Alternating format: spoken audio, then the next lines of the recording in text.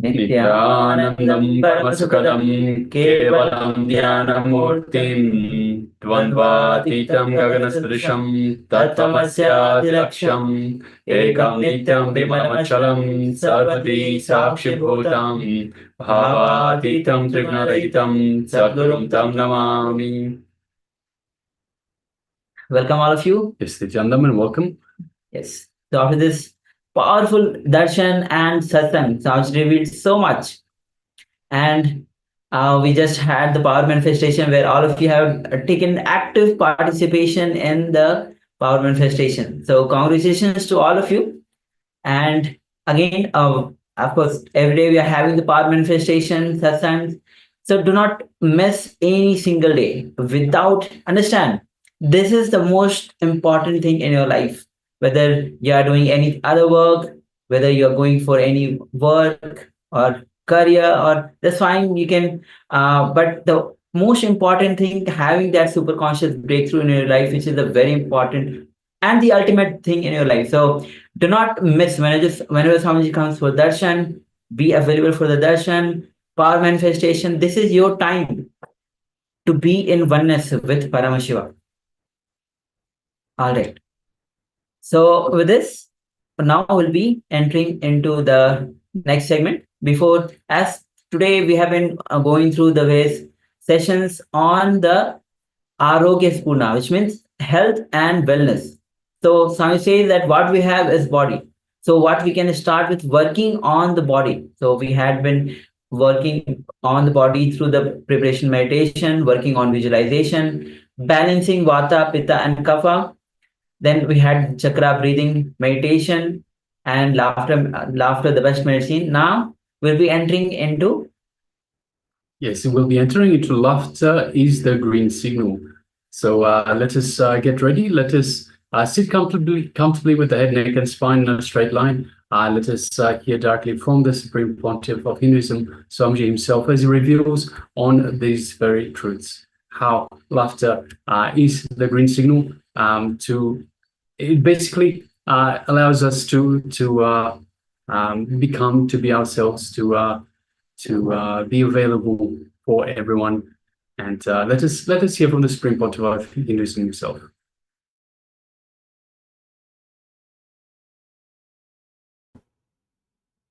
In our ashram, we have a place called Laughing Temple. The place itself is named as a Laughing Temple, where I conduct regular discourses. Somebody asked me, what is this Swamiji, new name? Laughing Temple. I say, in this place you are supposed to offer laughter as your offering. That is why I named this place as a Laughing Temple. Laughing is one of the greatest religious quality. Sense of humor is one of the greatest expression of enlightenment. According to me, there is no enlightened master who has not expressed this one quality, the sense of humor. There are so many enlightened masters. You see, some master expresses the love, somebody expresses the compassion, somebody expresses the silence, somebody expresses the great intelligence, somebody expresses by dancing. You see the Krishna, he always sings and dances. You see Buddha, he is silent and graceful. If you see Mahavir, always meditating. If you see Rama, always living righteousness. Every master expresses one quality. But here is one quality which all the masters have expressed. This must be the basic quality of enlightenment. Sense of humor. Every master who is born, every enlightened person who is born on this planet Earth has expressed a beautiful sense of humor. Ramakrishna's books, if you read Bhagavan Ramakrishna's books, the direct recording of his teachings, there's a beautiful book called Gospel of Sri Ramakrishna. Every other page, you will see a bracket. Everybody laughed. Everybody laughed. After every other page, you will see a small bracket. Everybody laughed. And actually, the translation is done with a very polite way. Because in original Bengali, he used to speak in a very slang language. He spoke all his teachings in original Bengali. The original Bengali, if you read, you will be shocked. Is it Ramakrishna who is speaking? He is a very simple type of person. He is not high intellectual. He doesn't know how to use those cultural terms or how to present things. He is very hard. It is just a heart-to-heart gossip. I always tell people, more than a word gospel, gossip is the right word for his teachings. Because it is something to do with heart-to-heart. He is so innocent, so simple. And all sorts of dirty jokes. You can never expect that an enlightened man can make so many dirty jokes. He gives all sorts of dirty jokes. One of his disciples, he asked, if you read the original Bengali version or an intimate reminiscence with him, you can understand what all the type of jokes he makes. One of his disciples is asking him, Master, you are an enlightened one. Why are you making such a dirty jokes? He says, what? I just tell jokes. You make it dirty. What can I do? I just tell jokes. You feel it is dirty. What can I do? That's the beauty of innocence. Beauty of enlightened masters. He says, when you speak in a cultured way, it means you are editing your words. Two things will start happening. First, verbalization, then editing, you present it. But when I speak with my people, I don't edit. When I am speaking to the public, when I am speaking to the common man, a newcomer, I give an edited version, censored version. When I speak, when I open my heart to my own people, to a group of seekers, I give the uncensored edition. He says, I just tell jokes, you make it dirty. Beautiful thing we need to understand. It is we who make anything dirty. It is we who make anything dirty. For him, it is everything normal, simple. Of course, according to me, Ramakrishna is one of the greatest master who has used laughter itself as a meditation technique. And there is a record, a reminiscence of his disciples. They say, sometimes he will roll and laugh so much. His laughter and he mimicking somebody, he imitating the people. We used to get even the stomach pain. And we will sometimes feel that it is enough and we used to escape from his presence.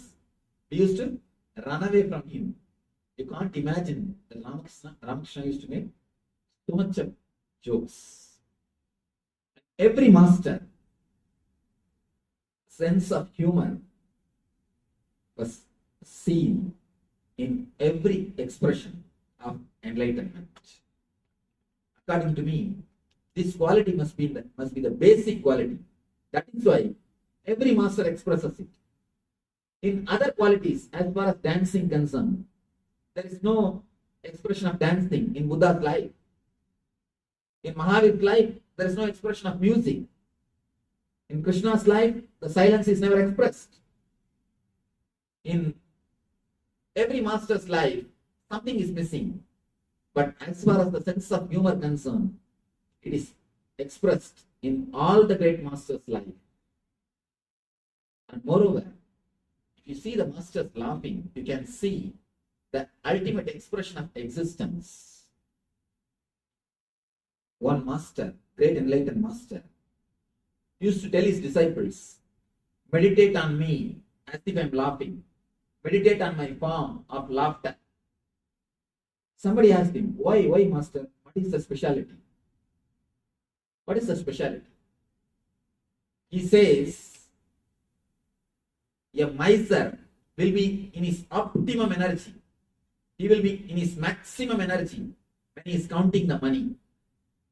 People never get tired counting money. Have you seen? Even if it is somebody else's money. In the bank, Even if you are working in the bank, people never get tired of counting money. A miser will be in his optimum, in his maximum, when he counts the money. A womanizer will be in his optimum, in his maximum, when he is enjoying women. The same day, enlightened man will be in his optimum, will be in his maximum. He will be in his total energy when he laughs. Because for that moment, he is directly expressing the existence. There is one of the important saying by Zen Buddhist master. Somebody goes to him and asks, Master,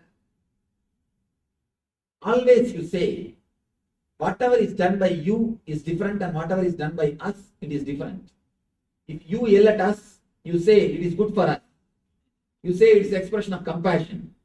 But if we yell at somebody, you say it is expression of anger. Whatever we do, you find some fault. And the same thing you do, you justify it with something. Whatever we do, you say it is something else. And whatever you do, you say it is something else. Tell me one action where we both meet and merge with each other, where both are one and the same. Master says a beautiful thing. He says, if I touch a rose flower, I am totally different.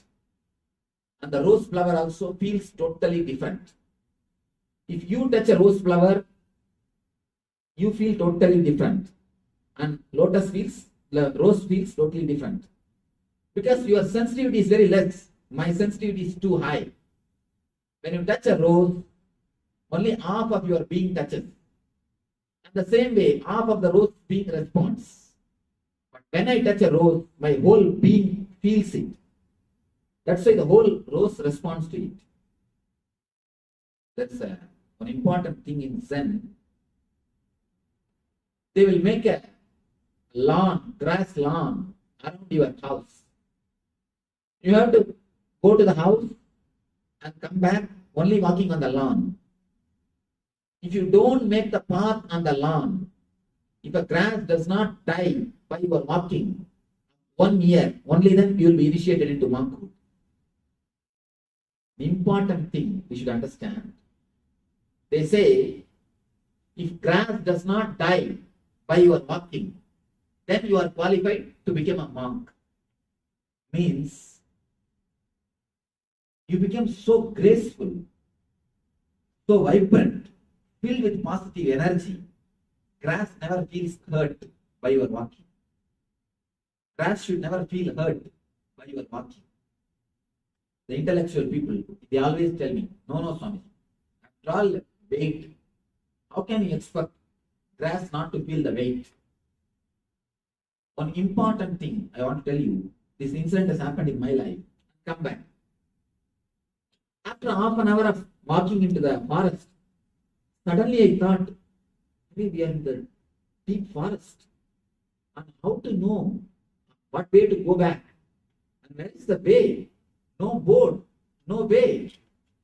I asked the person who takes care of the elephant. He was walking with us. I asked him, how will you now find out the way to go back? It is a darkness. Only in the night time they take to go for safari. I asked him, how you will recognize the path? How to go back? He says, no, Swamiji, I walk every day on this path. There is path made by my walking. Because I walk every day, there is a path very clearly made by my walking. I know how to take you. I'll go in that same path. I asked him, all right, you walk along with the elephant. Does elephant also makes path? He said no. He said no. An important thing. One more question. We may think, no, Swamiji. Elephant has got 4 legs. The pressure given by the body is distributed to 4 legs. But we have only 2 legs. That is why the pressure is too much. The grass dies. Then I sat and calculated the weight of a human being and weight of the elephant. And the space in which you relate with the earth. the space or the size of a foot which touches the ground, and the size of the elephant's foot which touches the ground. The proportion comes 4 times more than a human being. The weight delivered to the earth or the pressure given to the earth is 4 times more than human being. But elephant never creates path. Human beings are creating the path. It means there is something more than just pressure. Understand, something more is happening than simple pressure. That is why Zen Buddhists, they always say, if you don't create path on the grass lawn, you are qualified to become a Swami. You are qualified to become a monk. You become so light. You become so graceful. The nature never feels disturbed by you. If you fall in tune with the nature, it feels totally in tune with you. In Zen, they say 42 seconds when you laugh. 42 seconds is too much of time to fall in tune with existence. This master says, there is only one thing. There is no difference between you and me. That one thing is laughter. If you touch a rose, your feeling and the rose's feeling is different. Then if I touch the rose, whether you touch or eat or drink, it is always different from an enlightened person's feeling. When an enlightened person eats something, he just becomes eating. When he drinks something, he just becomes a drinking. So this master says, if you drink, it is different from my drinking. If you eat, it is different from my eating. If you touch, it is different from my touching. But if you laugh, it is no different from my laughing. Laughter is a bridge where Buddha and Buddhu meets. Shiva and Shava meets. Enlightened and ordinary meets. It's a point of contact. It is a point where differences disappears. It is a point where you meet your Buddha inside. You meet your consciousness. Because for that one moment, your logic is pushed aside. Your thinking is pushed aside. The energy is gushing. The energy is flooded into your system. The doors of the energy, the gates of the paradise are opened to your being. Laughter is the ultimate technique in the physical world and in the mental world, in the spiritual world. It creates wonderful interpersonal relationships. One small thing. How can we call any act as a meditation technique? What is the scale? The scale is that technique must be able to give you the physical health, mental health, and interpersonal relationship, ultimately the spiritual growth. There is no other technique which can give all these 4 to you immediately, instantaneously, like laughter. There are thousands of proofs. Laughter gives you the physical health. There are thousands of proofs. Laughter gives you the mental well-being. It removes the depression from you. A simple technique which can simply bring you out of depression. And people say, no, Swamiji, I am not able to laugh. What to do? I tell them, the word which is getting repeated in you, I am not able to laugh, is the only hindrance. Just change the word, I am able to laugh. Edit the word, that's all, nothing else. After all, you are speaking to yourself. You cannot say you are so poor that you can't even edit your own inner chattering. You can't be so poor just to change. That you can't say, you can't be so poor to say, no, I am not able to change my words. No. Just change your words. Instead of saying, I'm not able to laugh, just say, I'm able to laugh. Over. You will see that you are able to laugh. It's nothing else. That a simple laughter can bring so much mental transformation. It can simply bring you out of depression. It is a wonderful technique to bring you out of low mood, low energy. One more thing, even in the mental understanding, laughter can do miracles. Even in the mental understanding, laughter can do miracles. There's a small Zen story again. One master and disciple, they both were sitting, and master says, the disciple, to paint a particular person, the person is made to stand, and this disciple is painting. The disciple paints, master says no. Again he repaints, master says no. Again he repaints, master says no. Same thing is happening more than 10 times. At one point, disciple has dropped the paint on a master, and master started laughing instead of getting angry. Because the master started laughing, disciple also started laughing. When he started laughing, suddenly something has happened in him. Some understanding. He drew the picture. It came perfect. The master agreed. He said, right. The master asked him, what happened? How are you able to accomplish it? How are you able to do it? The disciple says, till the moment I laughed, I had the pressure. I should win, I should win, I should win. The very pressure, the very stress was holding me back. The moment I laughed, I felt something is happening in me. The whole thing has become like a play. The whole thing has become like a play. And I was able to express my playfulness. The moment I express the playfulness, I am successful. Tell you one of the important secret. All seriousness is sickness. When I say all, I mean capital letter red. Red capital letter ALL. All seriousness is sickness. And life is not worthy of suffering. It is too small to be spent in worrying, and it is too valuable to spend in pains. And no pain is worth undergoing. Please understand. No pain, no suffering is worth undergoing for anything. Life is not too big to be wasted in worrying. It is too small, too short to be spent in laughing. Understand, all seriousness is just sickness. If you can learn how to laugh at yourself and at others, see, laughing at others gives more understanding about the other person. Laughing at yourself gives more understanding about yourself.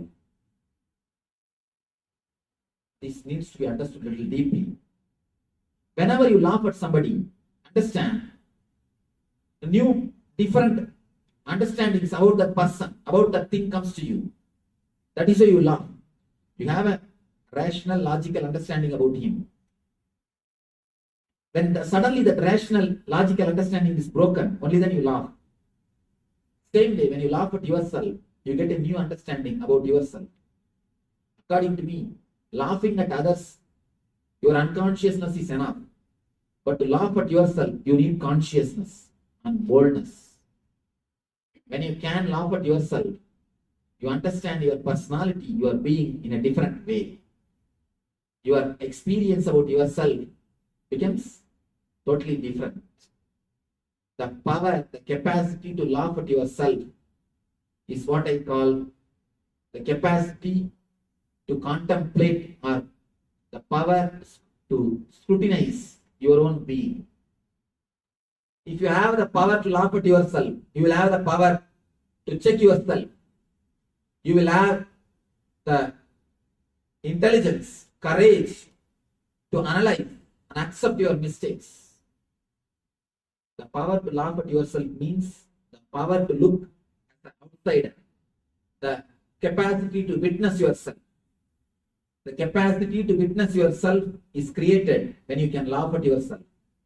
One more thing, when you laugh at yourself, you will have the understanding, intelligence to analyze and to change your ideas, your activities. You can update your understandings. The man who can never laugh at himself has always got an ego. Whatever I think is right. He never looks at the things from the third dimension. If you have too much of ego, you can never laugh at yourself. To laugh at yourself, you need a kind of innocence, a kind of intelligence. You need to look yourself from the other side, from the other angle.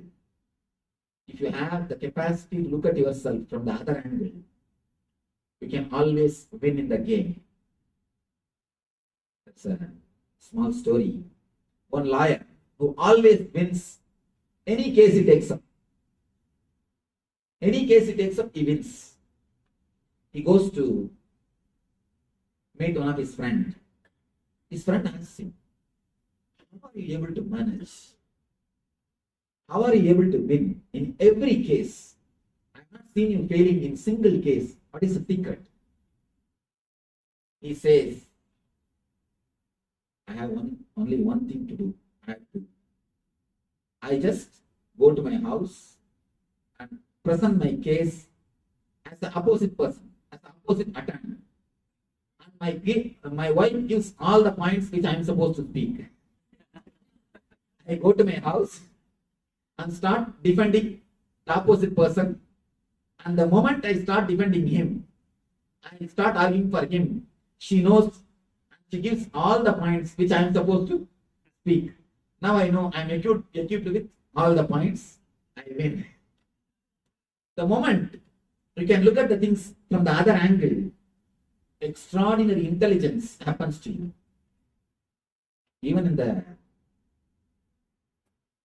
training of management, the managing training courses, even in the training seminars, courses, they teach you to behave or to imagine or to visualize yourself as the opposite person. They teach you a simple technique. You are supposed to visualize, imagine, you are the subordinate. If you are a boss, you should visualize, imagine that you are a subordinate. You should behave, not even visualizing and imagining, you should behave as if you are a subordinate. They tell you this technique works miraculous. Because the moment you can put yourself from the other person, and the moment you can look at yourself, the moment you can witness yourself, a new intelligence arises in your consciousness. In the mental plane, laughter can create the greatest transformation or greatest intelligence to your being. The greatest intelligence and transformation can happen to your being in the mental plane. Of course, next, interpersonal relationship. Laughter is one of the important ingredient which creates beautiful, happy, blissful interpersonal relationships. Ultimately, to the spiritual growth. Almost all the masters have certified the laughter as one of the important spiritual technique, meditation technique. That's a small story. Again from Zen Buddhism. 3 Zen masters, they lived in Japan. The only one thing they did throughout their life, that is laughing, nothing else. They don't give any sermons. They don't talk anything else. No preaching, no meditation, no teachings, only laughing. All they do is only one thing. All the 3 will go to the center of the market. They will go to a new city. They will go to the center of the market, stand there and start laughing. That's all. Only for 1 or 2 moments, the people feel awkward. They feel surprised. But the laughter is such an infectious thing, and especially when you laugh with a full being, it's such an infectious thing. It is such a deep thing. Immediately people start laughing. One circle starts laughing. The next circle, next circle, next circle. By 1 hour, after 2 hours, you will see the whole market laughing. The whole market laughing. And after an hour or two, they silently escape from that place and go to the other city. Wherever they go, they just spread laughter, laughter, laughter. They say that is the greatest possible gift we can have from an enlightened master. Spreading joy and laughter wherever they go. And finally, one of the monks among the three died. And he told them, don't give ceremonious bath to my body. Then they wash the body after death. He said, no, don't wash my body. Burn my body directly after death. Don't change my clothes. I have lived throughout my life totally pure. There is no need to purify myself after the death. The laughter has made me so pure, so alive. There is no need to bathe me. There is no need to clean my body after my death. So after the death, his body was put in the fire. The moment they put the fire, they understood he was hiding crackers all over his body. The crackers started spreading. The people all have started laughing like anything. Because from the fire, you see so much of crackers coming out. Nobody will expect from the dead body the crackers can come out. Nobody will expect even at that moment laughing is possible. So he saw the other guys, other two monks, they saw people laughing and the crackers coming out of his fire. These two monks said, even after death, he has won. He has won what he wants to. He has achieved what he wants to achieve. So there are few people who make others laugh even when they die. There are many people who make others cry even if they live. So it's a choice to choose what way we should live, what way we should live and explore our life. With this small incident, I'll end the discourse. Just this one small incident, which I have seen, I was the witness. See, when I say this story, Zen story, the three monks made everybody laugh. I am not witness to it, but there is an incident for which I was a witness. There was an enlightened master in Karnataka. I had the great opportunity to be around him when he was passing away. He was more than 80. He's an enlightened guy. He lived such a beautiful life. You can't imagine. In his room, 10 clocks will be there. 10 clocks, showing all 10 different times. When I went to his room, I thought maybe one is showing America, one is showing India, one is showing the US, one is showing the UK and various countries' time, because he has got disciples all over the world. Maybe he wants to know the time of all the countries so that he can call, or he will expect the calls from the other countries. That's what I thought. I asked him, Swamiji, are they time of various countries? He said, no. It is not that. Whenever I feel like it should be 11 o'clock, I will take the 11 o'clock clock as the authority. Whenever I want it should be 12 o'clock, I take 12 o'clock clock as the authority. So I am not the slave of the time. Time is my slave. Whatever time I wanted it to be. So I think that clock is the right clock. He lived such a wonderful life. The moment came for his passing away, he declared, by today morning, actually he said that by tomorrow early morning, I will pass away. That day morning also came. He said, By few hours, I'll leave, I'll pass away. And he gathered all his friends and disciples and blessed them all and was sitting and laughing, making fun. Nobody felt he's going to die because he's so healthy and very normal. And he says, no, it's my time has come. So naturally you will see that slowly I relax from the body. And they're all sitting and joking. And he made all the arrangements after his death, what has to be done, what should not be done, all those things he told. And he told, he has got a small orphanage. And he told them, take care of all those kids. After my death, you will all be busy with me and nobody will serve tiffin for them, breakfast for them, arrange for their breakfast. Everything is he made all right. And he asked them, did you bring banana leaf for the kids? He made all the arrangements ready. And he was just sitting and laughing. Then suddenly he told, all right, let you start singing some bhajans, some divine songs. Once Swami started singing, he used to sing really well. Not only he used to sing nicely, he has got too much of ego that he is a great singer. And we all used to give a small note, our favorite songs. Then he will sing. Always the small note will be sent to him, mentioning our favorite song. Then immediately he will start singing that song. And he has got too much of ego also about his singing. And on some song, he showed his ego too much and expressed it in body language. Somehow when he is expressing his ego, he messed up the whole thing.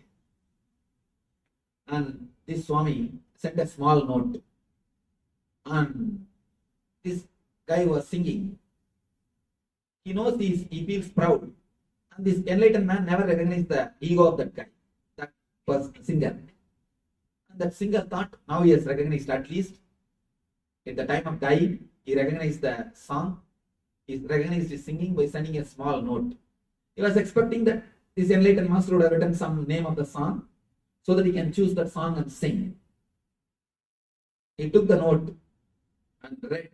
The note read, please don't sing at least after my death. Even at that moment, he can make comments, he can laugh, he can joke. And he laughed. Finally, with all his laughter, he said, let the divine be with you all. Let you live the life happily and relaxed. Simply, he raised his hands and did namaste, relaxed and passed away. In a few minutes, doctors declared he passed away. Life can be lived and can be died with full of laughter. When you laugh, you can face even death. This is what I mean, laughing at the face of death. When you laugh, you can face even death. When you laugh, you can live your death. When you don't laugh, you die even when you live. When you don't laugh, even in your life, you will be half dead.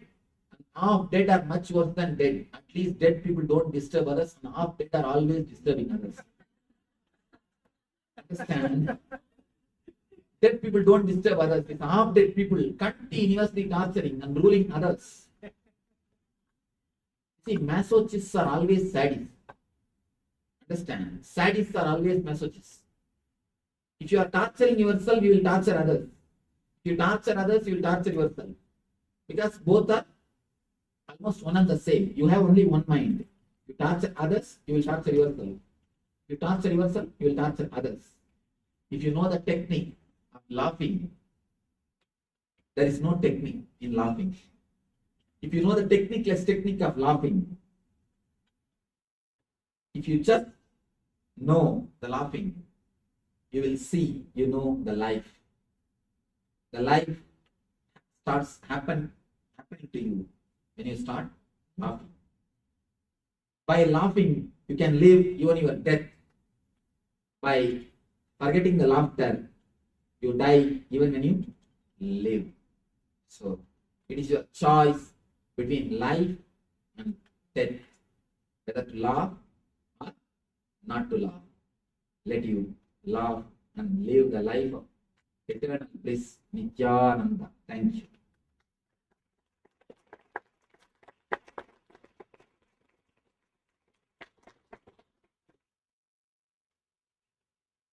What time we are supposed to finish? What time we are supposed to finish? What's your program time? Huh? About 9:30. 7 to 9:30. Okay. Still you have few minutes then. Question. You can Questions. you can ask few questions. And I have brought few jokes, good jokes for you all. I'll read out so that the lecture will not be too serious. And you see, just talking about the laughter and not laughing is a foolish thing which we can do. So let us not do the foolish thing. Let you ask few questions. If it is possible, I will fit these jokes inside the answer. I will read it out separately. We can all have few minutes of experience. Yes. No serious questions today. Day after tomorrow, serious questions. Oh, okay. Straight to the lump, straight to the jokes. That's good, actually. I was telling somebody, if you are the dumb guy, you don't even laugh when joke is told. If you are little bit with understanding, you laugh when the joke is told. If you are really intelligent, you laugh even before the joke.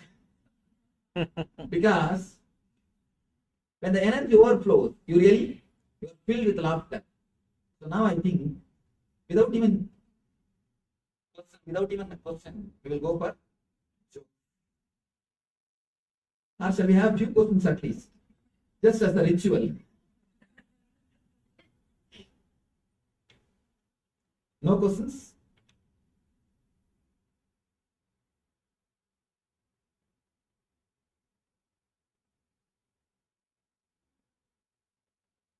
No question?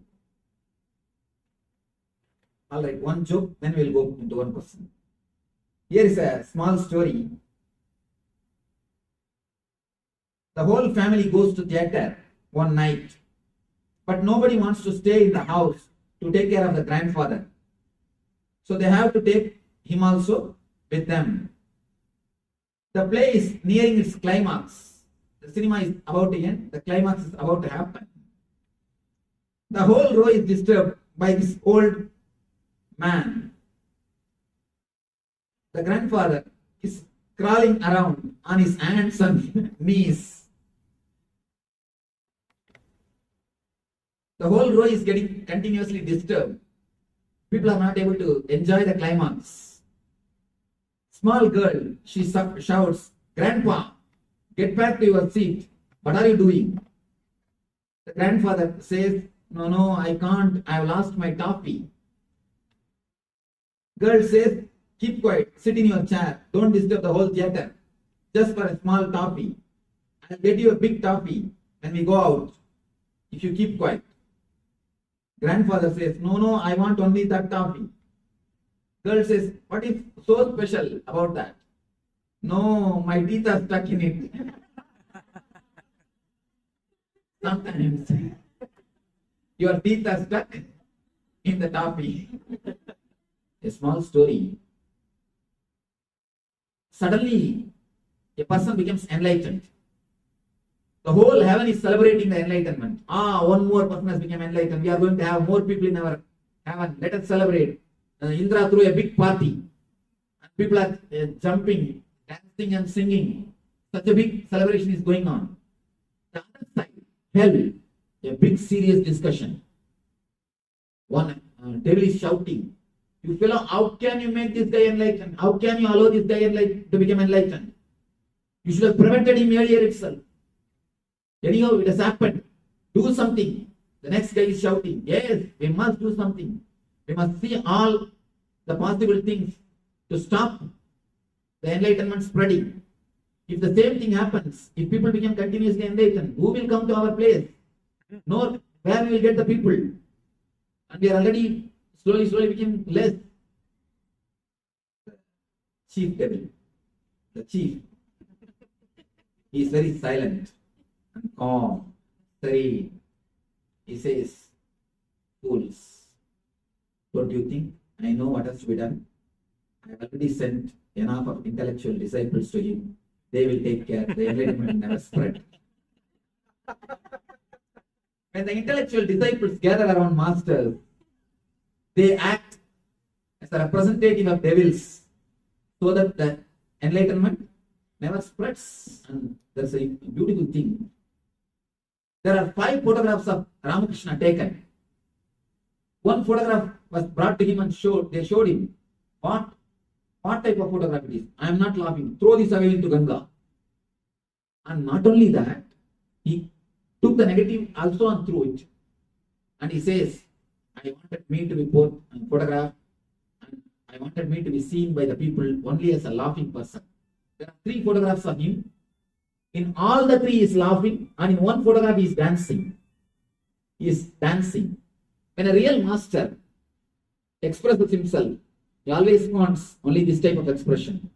One thing, the just smile is a polite way of behaving, a polite way of showing that you are not interested in that person. You are not interested in that situation. You are not interested to laugh for that joke. You cannot be too straight, you see. You cannot be too abrupt. You cannot be too egoistic. It will be very much impolite. So you just show a small smile. And one more thing, if the other person, if his status is little more than you, if he is little more rich man, then you smile totally. If the other guy is little less or equal to you, you say, The inches of your mouth and the bank balance go hand in hand. A small story. One boss, he continuously tells the same joke, and all his 30 subordinates laugh in the same way. It's a everyday routine. The same joke he will tell, the same way these guys will laugh. One day, one steno, she didn't laugh. She was just keeping serious face. Boss asked, why, what happened? You are not laughing. No, I got the other job. I got job somewhere else. I got other job. So when your boss says a joke, you have to laugh. When you want to avoid, but when you don't want to be impolite, when you want to show some politeness, courtesy, you give a smile. You give a small smile.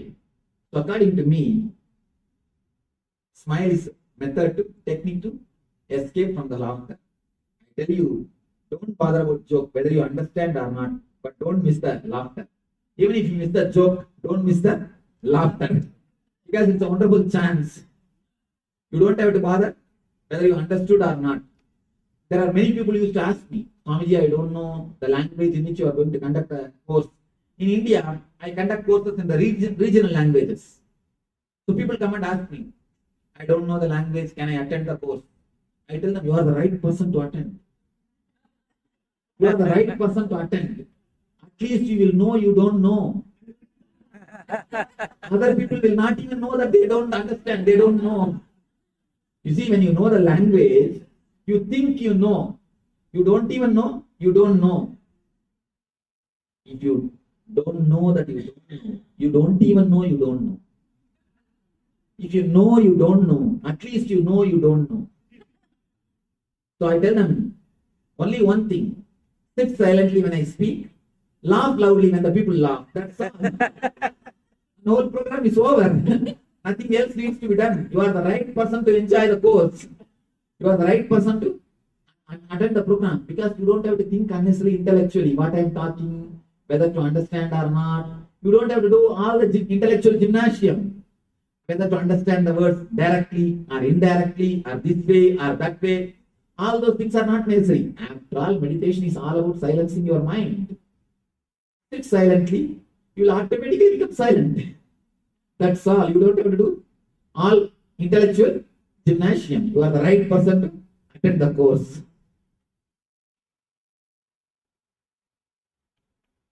Here is a story from a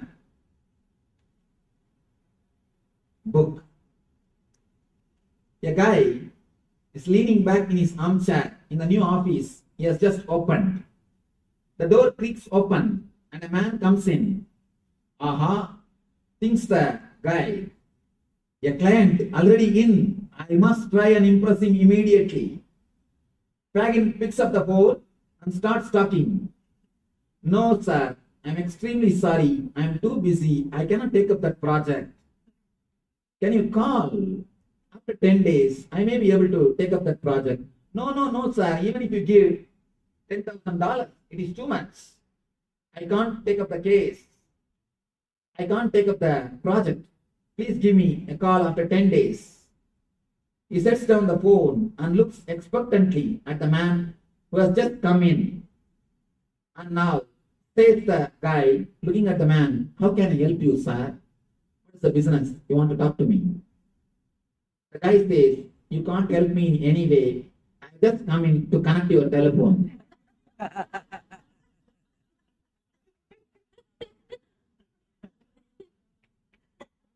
Sometimes we miss the whole truth.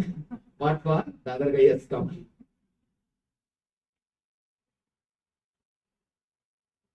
Any other story? Otherwise, we will end the session with this last story.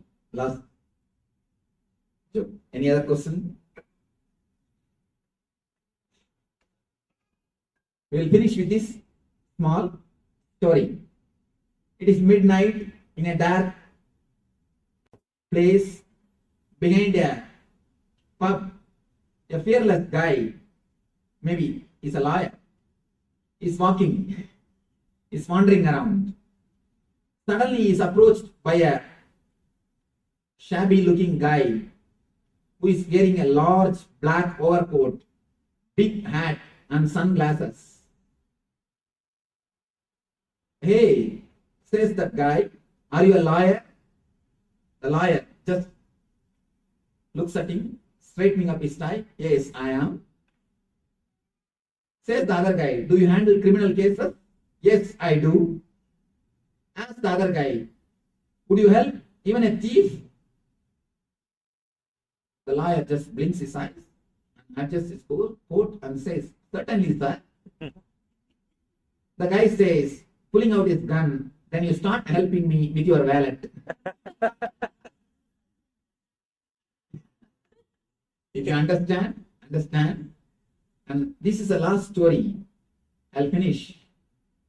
This story, half of you may understand, half of you may not understand. If you understand, laugh. If you don't understand, even if you miss the joke, don't miss the laughter. You can go and ask about the joke. When you leave the hall, you can ask your friend, what is the joke? But laugh now itself. Even if you miss the laughter, don't miss, even if you miss the joke, don't miss the laughter.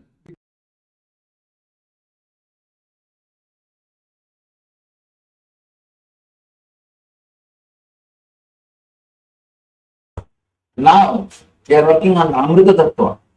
Means that coolness, energy or coolness. Please do not change any instruction when you practice. Without changing instruction, any meditation you can practice. It is whole. But please do not change an instruction and do not alter, do not do any masala. No two meditation techniques at a time.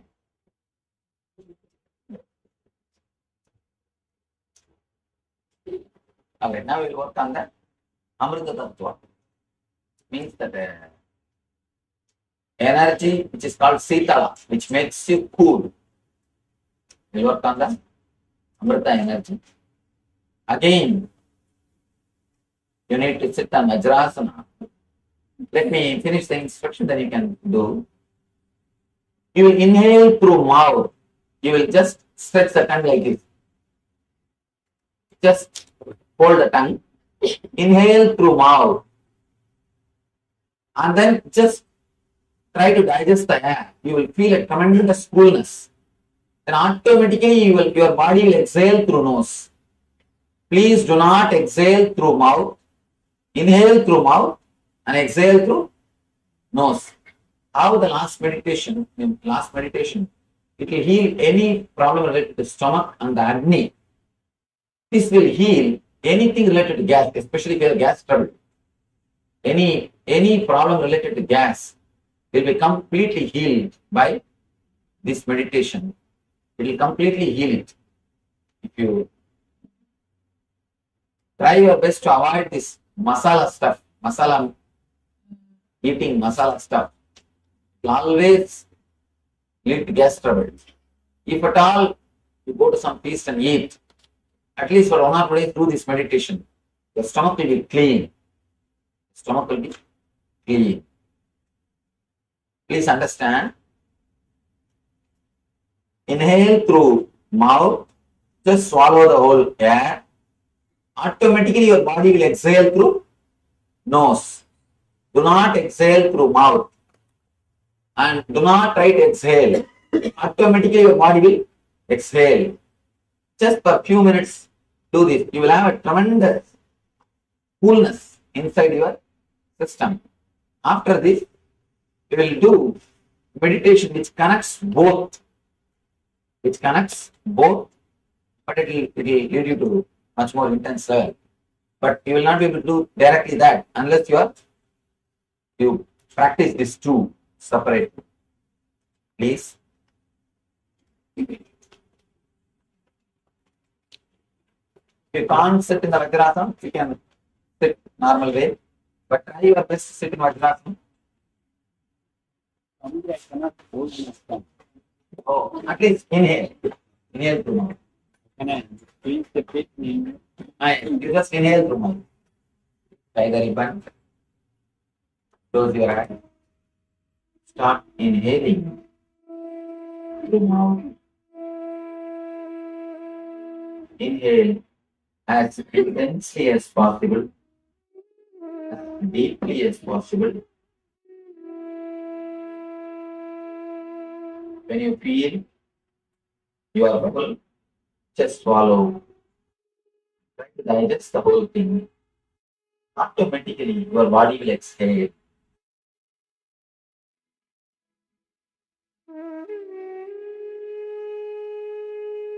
Please do not exhale through mouth. Your body will exhale by itself.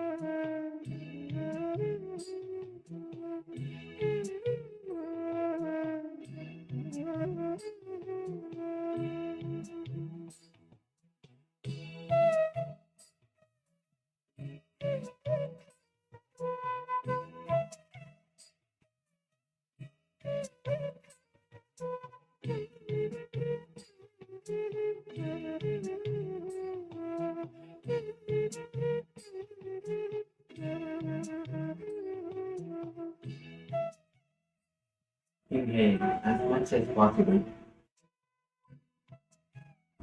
Digest the whole thing.